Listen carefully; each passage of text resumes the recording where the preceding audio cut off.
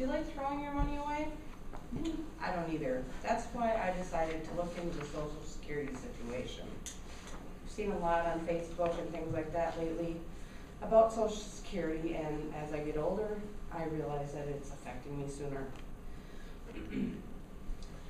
What I want to talk to you today about is when and why Social Security was started, how long Social Security will last, and what you can do to make sure that Social Security continues.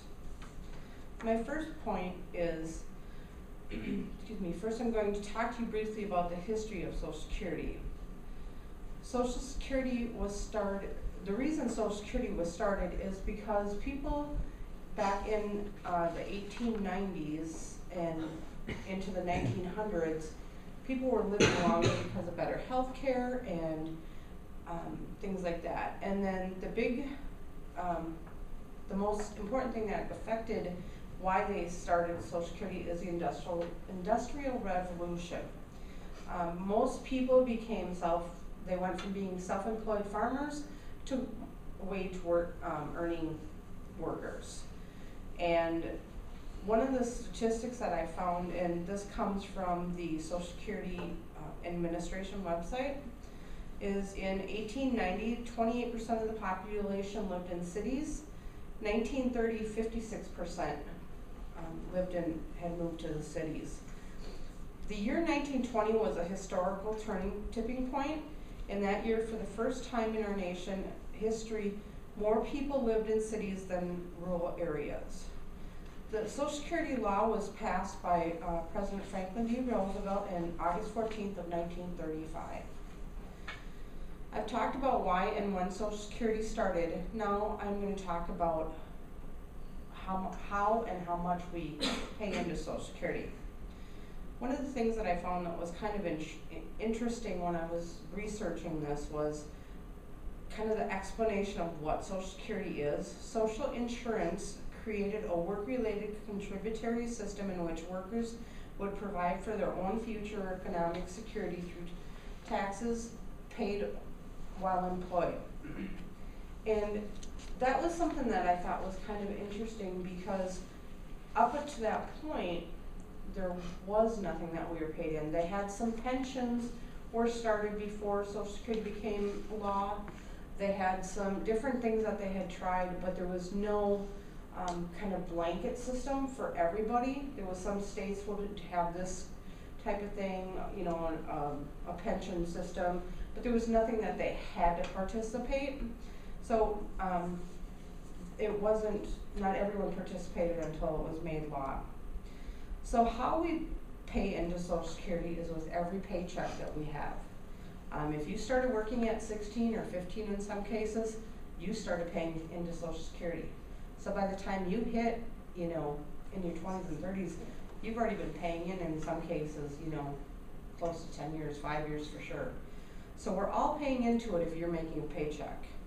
And how we pay into it is, or what we pay in, is 6.2% of every dollar earned is what you pay into, up to a max, and this is for 2018, of $128,700.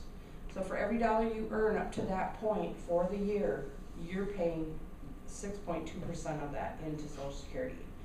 The employer is also matching that, and so we're all paying into this. To qualify to draw from Social Security, if you're born after 1929, you need to have approximately 40 credits, which is approximately 10 years worth of contributions from your paychecks, and you also have to reach the retirement age of 66, and that keeps going up every year. The max check for 2018 for someone who is age 66 was $2,788 a month. And that is for paid in over 35 years, and obviously it's the highest amount that has been paid in. But the average check is $1,404 a month. So it's not a whole lot when you think about this day and age. It doesn't get very far. So now that I've talked about that, the next question we need to ask ourselves is, what can we do to make sure that Social Security is there when we need it? According to U.S. Trustees Report 2018, U.S. Social Security will run out in 2034. If nothing is done, drastic cut in benefits received, benefits will support for their Social Security. So if lawmakers don't do anything at this point, in 2034 to 2037 is the range that I had found, Social Security benefits will be cut, and also people may not be able to get Social Security anymore. So if lawmakers at this point would up the amount that we put in to 7.59%, then they would be able to continue on. The U.S. Treasury is who handles the money that comes in from Social Security, and what they do is they issue bonds for any surplus money for the year, and they issue the bonds to the Treasury, and anything over that then they use for other things for U.S. debt. So the bonds that have been issued are reaching maturity in 2020, and the government is expected to honor those bonds and pay that money back to Social Security. But will that really happen? Nobody seems to really know that. So that's why we need to make sure that we make changes now. Oops, the cost of procrastination is high. If we wait until 2034, the amounts that we're gonna have to pay in is gonna go higher than it is now. If we're paying now to make it there, we won't have to worry about it. And also, the benefits won't need to be cut.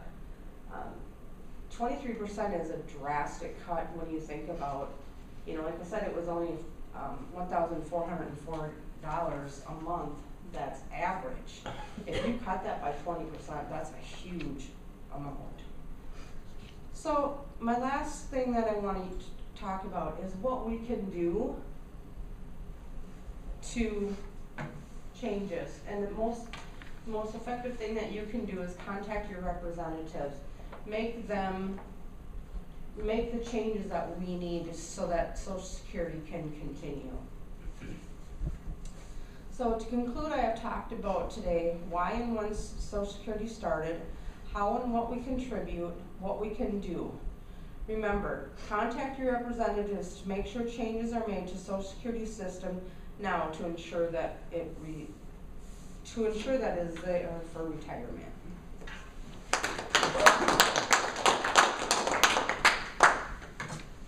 Any questions?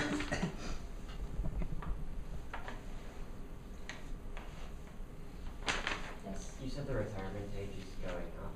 How much is it going up?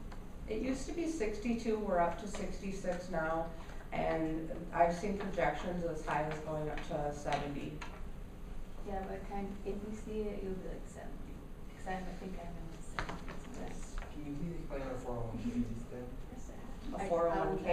A 401k is something that you and companies are doing so that you are kind of paying into your own retirement plan. Mm-hmm. It's completely separate from Social Security. It really has nothing to do with Social Security. I thought that was the same. No, it's not the same. It's actually for you so that in case Social Security isn't there, that you will have some kind of retirement payment.